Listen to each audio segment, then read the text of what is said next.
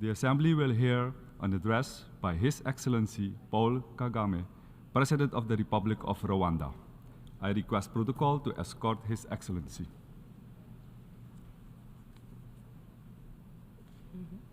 On behalf of the General Assembly, I have the honor to welcome His Excellency Paul Kagame, President of the Republic of Rwanda, and to invite him to address the Assembly.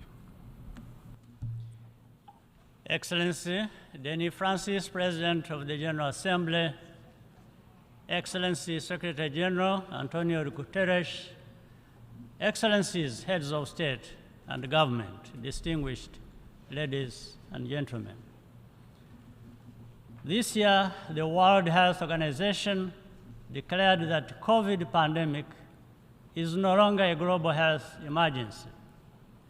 Recovery is well underway, but unfortunately, the starting line was not the same for all of us across different regions. This year's SDG Summit has once again raised the alarm about slow pace of SDG implementation, and I commend the Secretary General for the sharp focus he is bringing to this issue. Developing countries are constrained by a debt crisis, including higher costs of borrowing. This is causing economic disparities to widen and slowing down our collective progress towards the sustainable development goals. The primary cause of this crisis is high interest rates in developed economies in order to correct for years of quantitative easing. At the same time, developing countries face exaggerated risk premiums for both currency and political risk, which are simply unjustified. We need serious cooperation to address this. In developing countries, we also have a responsibility to be accountable for the quality of our financial governance and the management of our natural resources. Increasing access to finance also requires reform of our global financial institutions. In this regard, we welcome the proposals of the Bridgetown Initiative, as well as the Paris Summit for a new global financing pact.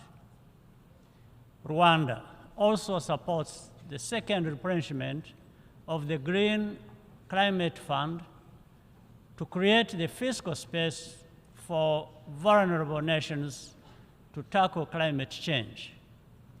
Africa and small island developing states, many of which are represented in the Commonwealth, want to work with partners and be part of the solution.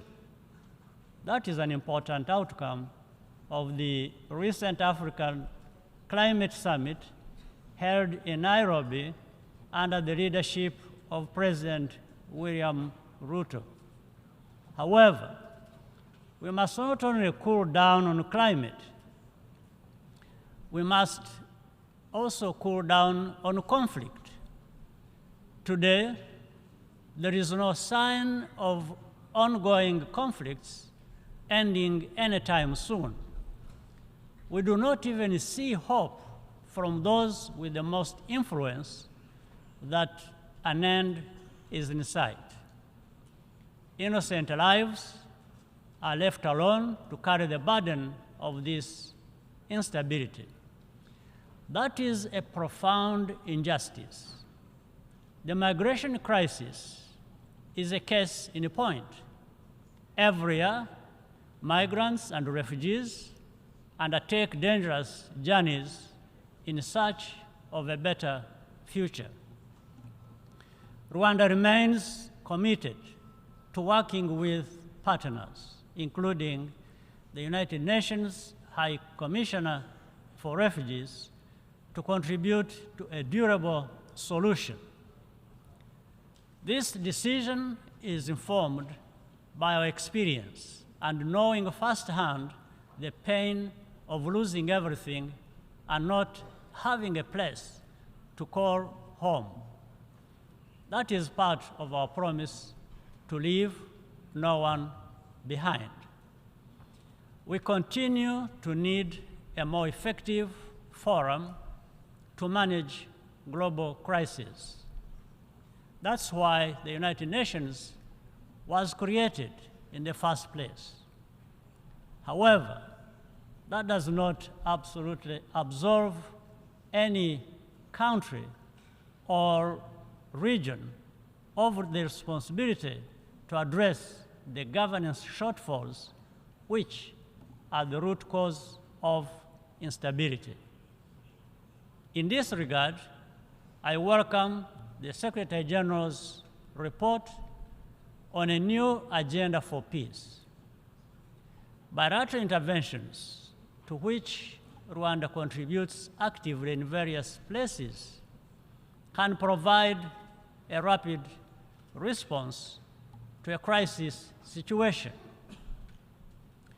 But to have a lasting effect, the need to pave the way for multilateral engagement and international political progress. No matter the amount of troops deployed, their mindset should be to get results which serve the interests of the people on the ground. Paying lip service to peace and getting lost in process and formalities only serves to confirm the selective attention of some in the international community. We still have a long way to go. Africa urgently needs to be fully represented in bodies where decisions concerning our future are made. Just as urgently, Africa must be fully prepared to speak with one voice. Ultimately, a more effective development cooperation framework must give equal weight to everyone's needs and priorities. That is what builds fair and equal partnerships and a more just and peaceful world. That's what we all claim to want, even as we too frequently fall short. In that spirit, allow me to commend the United Nations Development Program, led by Akim Steiner, for the Timbuktu initiative to strengthen the African startup innovation ecosystem.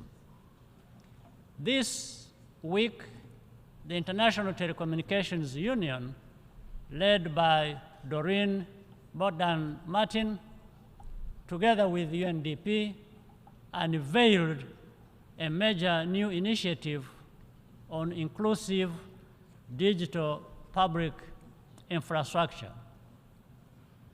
Rwanda is very happy to be associated with these efforts, which show the United Nations at its best.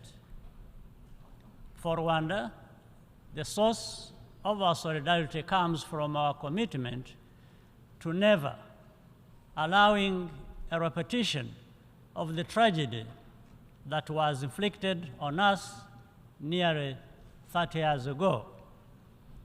We continue to remain grateful to all who have accompanied us on our journey as we plan to commemorate the genocide against the Tutsi for the 30th time in April 2024. To conclude, I look forward to welcoming leaders at the third United Nations Conference on landlocked developing countries, which Rwanda will host in June 2024. I thank you for your kind attention. On behalf of the Assembly, I wish to thank the President of the Republic of Rwanda for the statement made, and I request protocol to escort His Excellency.